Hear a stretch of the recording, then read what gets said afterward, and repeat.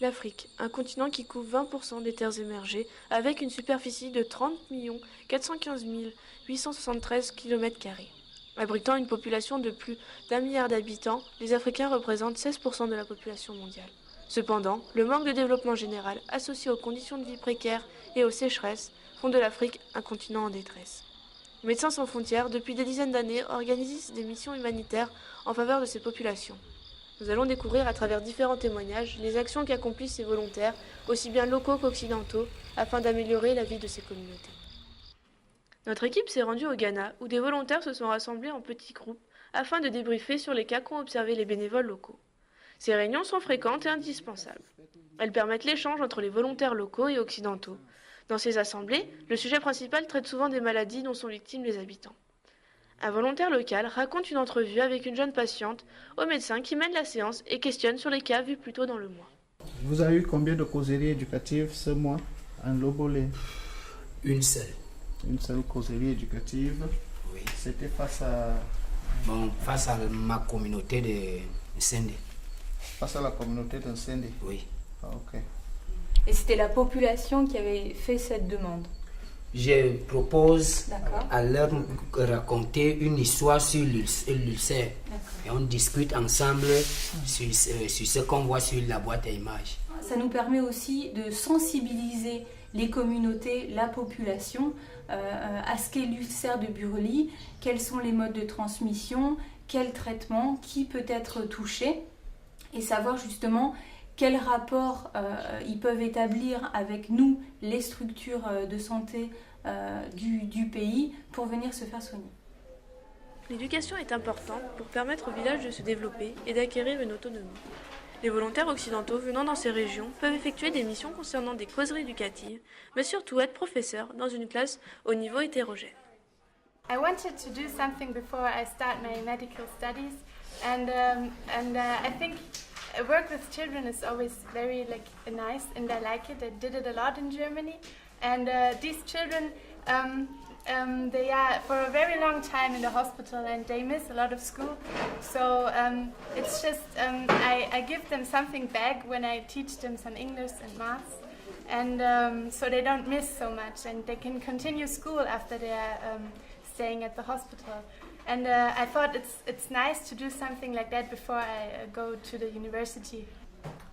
So I think I can learn more here than I can give, because the children they give me so much back, because they are it's so nice to see them laughing with their wounds and their bandages and stuff like that, and they are sick but still they enjoy when I play with them. They enjoy it so much when I teach them easy things. I'm no teacher, I'm no trained teacher, but still I can do something, and with only a little I can help a lot here. So that's what I learn here, and I like that a lot.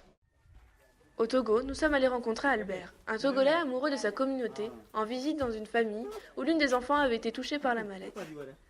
C'est aussi un rôle important pour les volontaires locaux de faire un suivi des patients après leur passage à l'hôpital. Il prend le temps d'expliquer à la famille, grâce à sa boîte à images, le sort auquel la petite a échappé. Il rapporte ensuite les informations qu'il a obtenues à son responsable. Elles permettent de mettre à jour les résultats et montrer l'efficacité ainsi que l'utilité des mécènes dans ces régions. Albert ne s'arrête pas à la famille. Il sensibilise les enfants du voisinage aux maladies dont leurs proches ou eux-mêmes pourraient être victimes. Ces échanges sont essentiels car un jour peut-être, ces jeunes personnes viendront le chercher afin qu'il examine une plaie suspecte.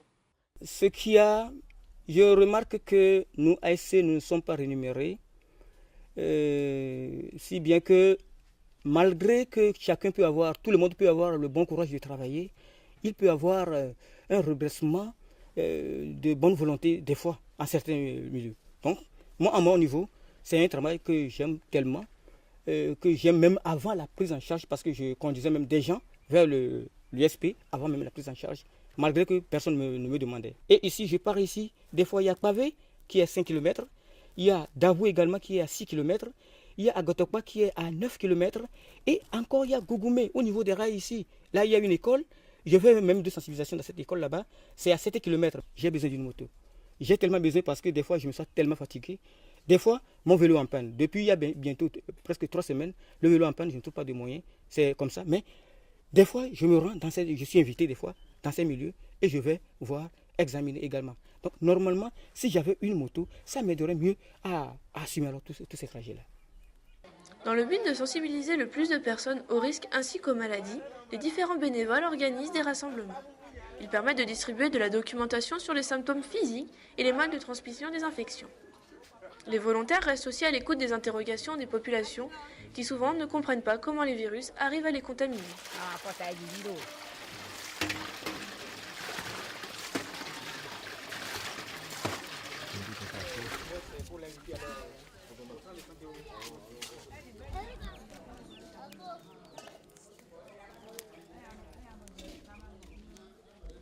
Tous les cas que j'ai trouvés, quand je me rends dans une maison et je pousse des enquêtes autour de la famille, je vois que cette famille a également de rapport avec la rivière.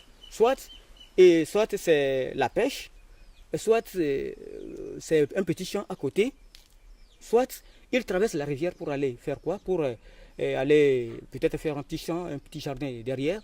Et soit c'est pour, bon, il y a certains qui ont aussi besoin de paille pour, n'est-ce pas, couvrir leur maison. Il y a certains qui traversent là pour aller derrière là-bas. Il paraît qu'il y a une prolifération de ces microbes à un certain niveau, que moi je ne sais pas encore. Les volontaires occidentaux ont souvent un rôle administratif et sont responsables des volontaires locaux. Claire nous explique le rôle et la stratégie de MSF. On a d'abord centré sur le traitement du patient au niveau de l'hôpital d'Akonolinga. Et puis ensuite, on a commencé à ouvrir le projet au district de santé afin d'assurer la détection précoce, mais aussi le suivi du patient après traitement. Aujourd'hui, on commence la phase descendante du projet pour, dans 2 ans, 3 ans, sortir du projet et établir ce qu'on appelle l'exit stratégie. Donc l'objectif global du projet, c'est de réduire la morbidité donc, de la maladie et puis de diminuer les incapacités à la fois socio-économiques et physiques des patients. Avec l'hôpital, alors on est en partenariat étroit avec le directeur de l'hôpital pour tout ce qui est traitement, soins effectués à l'hôpital. On travaille ensuite en partenariat avec le médecin-chef de district qui lui couvre en fait tout le district de santé et donc tous les centres de santé répartis sur sa zone. Avec lui, on traite directement avec les chefs de centre, donc qui s'occupent des centres de santé dans les différentes zones, et on décentralise nos activités afin de pouvoir avoir accès aux patients et lui donner l'opportunité de venir se faire traiter près de chez lui. Les volontaires occidentaux et locaux travaillent encore main dans la main pour aider et surtout lutter contre les maladies et le manque de soins dans ces régions. Cependant, le problème des croyances est une lutte de tous les jours pour ces bénévoles. Les populations font d'abord confiance aux guérisseurs des villages pour les soigner. Certaines personnes ne prenaient pas ça en idée que l'ulcère pouvait se soigner à l'hôpital. On connaissait que l'ulcère de Bourouli se soignait chez des praticiens. Ils étaient les seuls à pouvoir soigner l'ulcère. Donc c'est après un temps, quand ils ont vu certaines personnes qui ont été malades aller se soigner à l'hôpital, ils ont commencé par faire recours à l'MSF.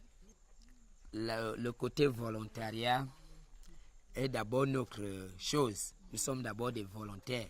Et en plus, nous avons des dirigeants qui nous aident. Même ne nous donnant rien, ils nous aident moralement, spirituellement et ils nous aident de toute manière.